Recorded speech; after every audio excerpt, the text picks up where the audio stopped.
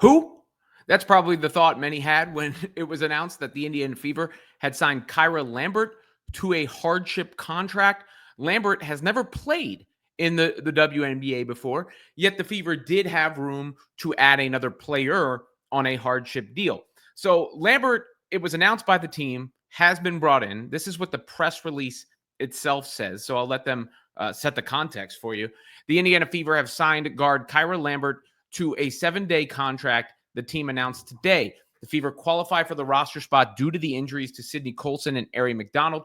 Lambert has spent the entirety of her professional career playing in Europe, most recently with Olympiacos, where she won the Greek A1 League.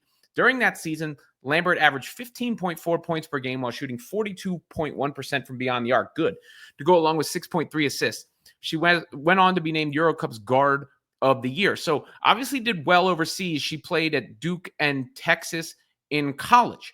Now, what does this mean? Well, it's a 7-day contract, so it means it's far from guaranteed.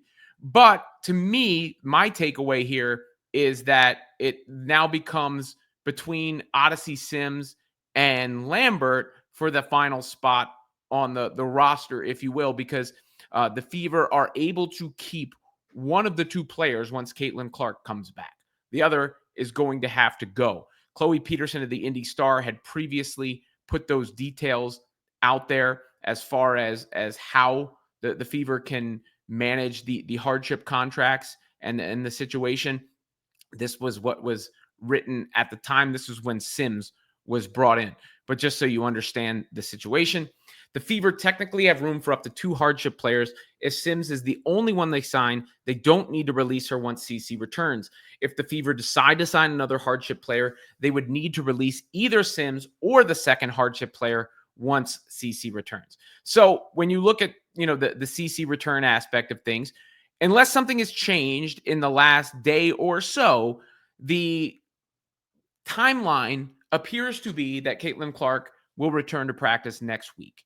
That would put her in position to play Minnesota on the 22nd, Minnesota on the 24th, or Seattle on the 26th.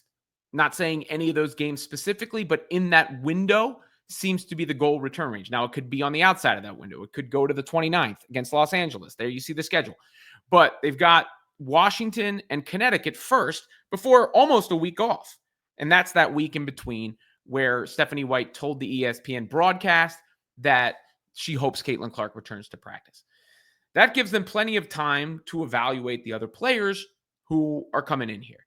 And Odyssey Sims did not get off to a good start for the Fever. You got to show her a little bit of grace. Obviously, it was just one game. She hadn't, played in a while, but she was fairly awful against the Dallas Wings. 0-4 from the floor, no points, 2 assists, minus 14 in 13 minutes of action.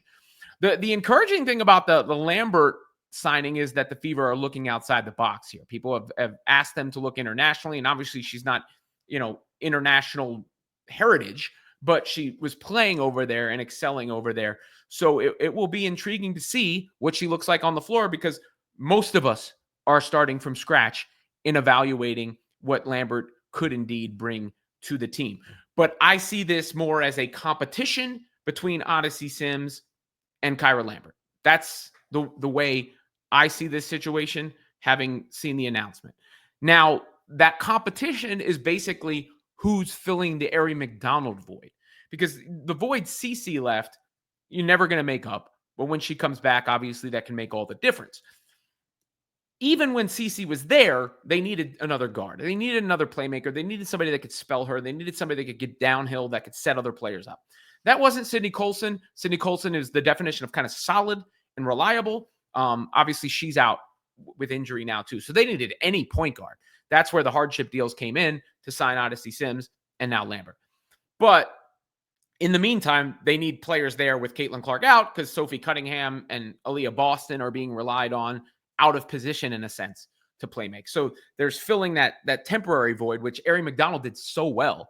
I mean, McDonald really, really, really played well, and it's a shame what happened to her. But at the same time, even when Clark was back in the lineup, look, Stephanie White tried starting them together. Didn't work, but McDonald was going to have a role even when Clark came back.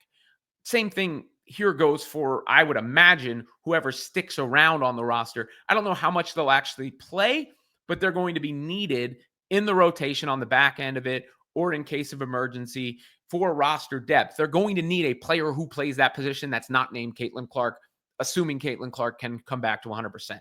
Now, as they get in the stretch run, Clark is going to play more and more minutes, and you're going to need less and less of that, but it doesn't mean it's not a roster hole that needed to be filled, especially for a Fever team now. Like, in the meantime, aside from just where they could possibly go, this is a squad fighting for its playoff positioning. In these couple games coming up, they're sitting at 6 right now, which means they would match up with the New York Liberty. But they're only a couple games back of the Liberty, 3 games back of the Liberty for third, 3.5 back of the Dream for second. But they're only on the other side of that, a half game out of 7, 2 games out of 8, and 2.5 out of missing the playoffs altogether. So in this meantime, where you've got the Washington Mystics and the Connecticut Sun, those are important games after losing to the Wings shorthanded. You need all the help you can get because the Lynx come twice after that. Now, maybe Clark can come back for those Lynx games, but let's say she doesn't, and she's not back until the Storm game on the 26th. Well, maybe you chalk those 2 up as losses. You're going to need to split those 4 games to stay in the current position and to stay afloat where you are.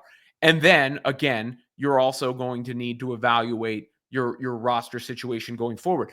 So there's no harm in making a move like this because the hardship option was available to them.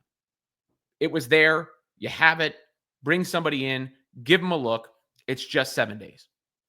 Then you have that decision to make, assuming things are going the way that I'm looking at them.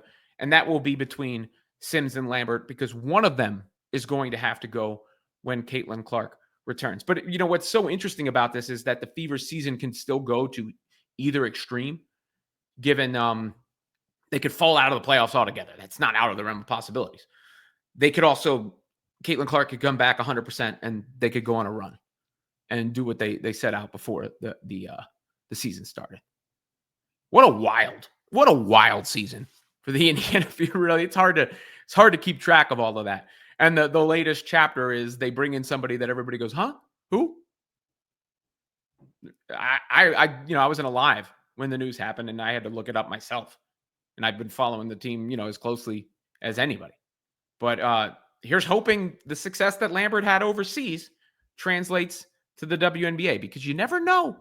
You never know when somebody is primed to really, really make the most of an opportunity. And it just presented itself to her.